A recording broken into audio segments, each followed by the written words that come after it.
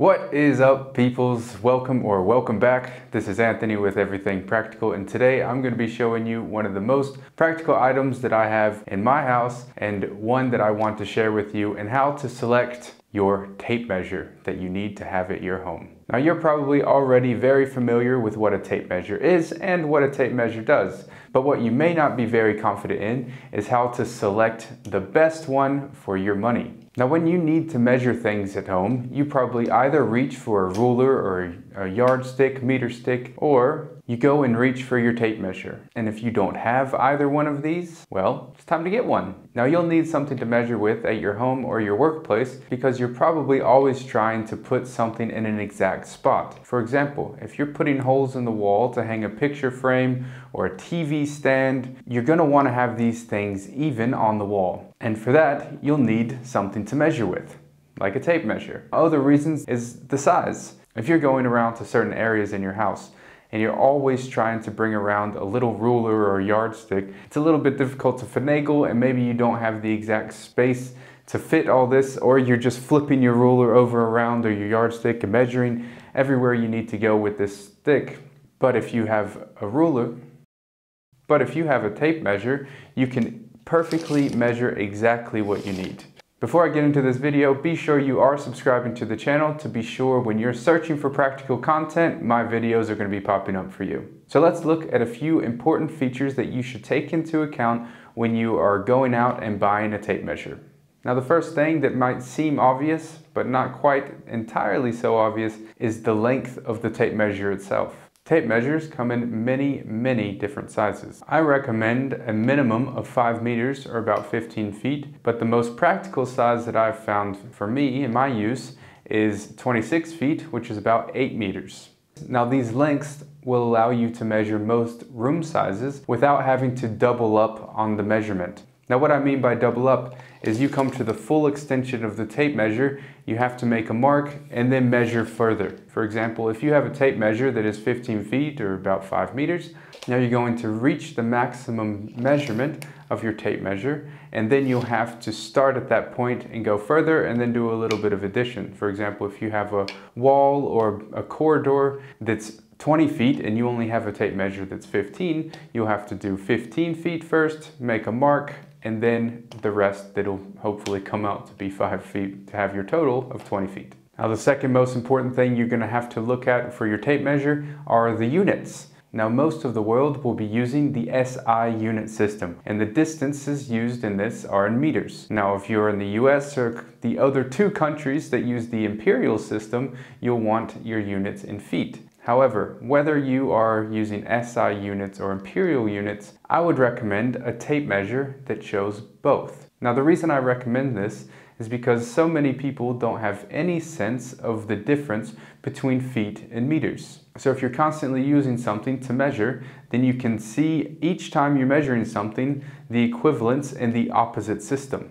Now, I'm originally from the United States, now living in Europe.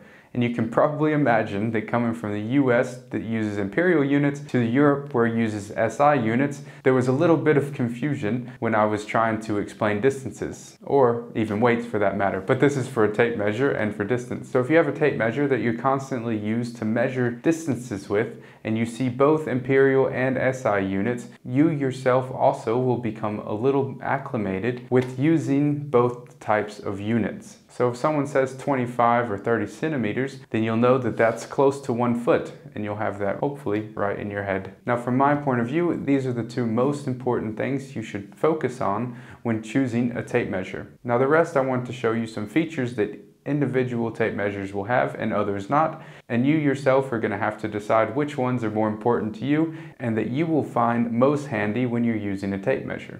Firstly, I think all should have a belt clip. This is very handy when you're doing some measurements around the house. Instead of carrying this around or setting it on the ground, you can easily just hook it right back onto your belt or the side of your pants and have it with you. And when you need it again, you can just pop it right back off of your pants and go back to measuring whatever you need to.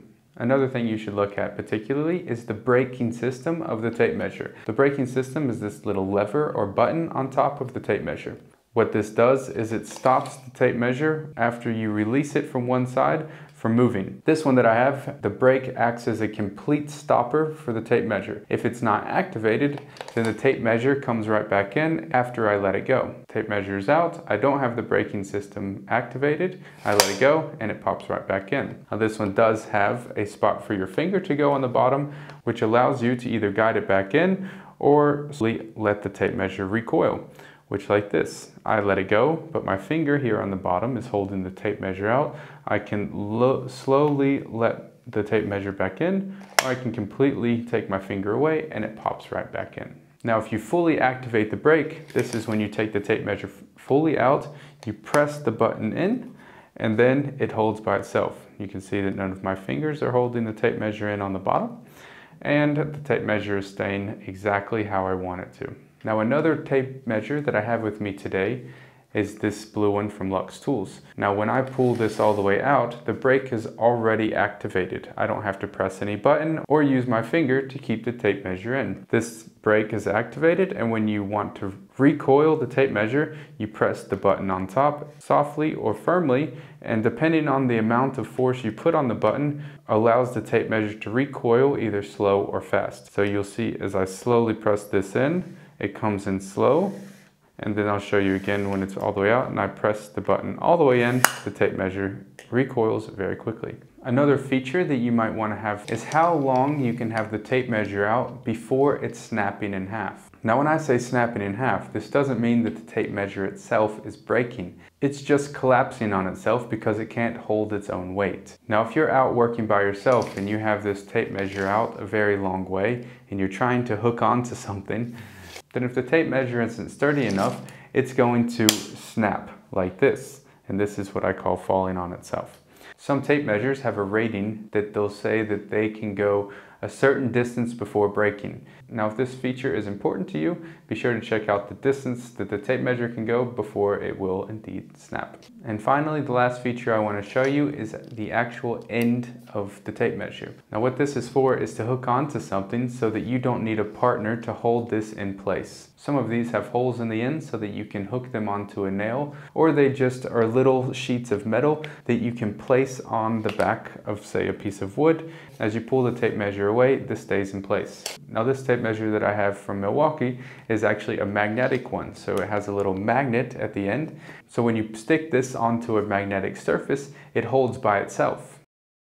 So that is it for this video. I hope you found it useful. Let me know in the comment section below if I missed anything, if you learned something new, or if you have just any general questions when you're trying to find a tape measure. I'll be leaving a couple links in the description below to a couple examples of tape measures that I really find practical. One of those will be this Milwaukee tape measure that's both Imperial and SI units, which is 8 meters long or 26 feet. It has a finger brake here on the bottom, and it also has a stationary braking system that you can activate when you press the button down. That also has the magnetic system. And finally, it has the belt clip that I really find useful. If you want to be sure to catch more practical content like this, make sure you subscribe to the channel down below and hit the bell icon so you receive notifications when I do post new videos. If you're looking for a product that I haven't done a review on yet, let me know in the comment section below and I'll try to put together a video to help you out. So, as always, stay practical and I'll see you in the next one.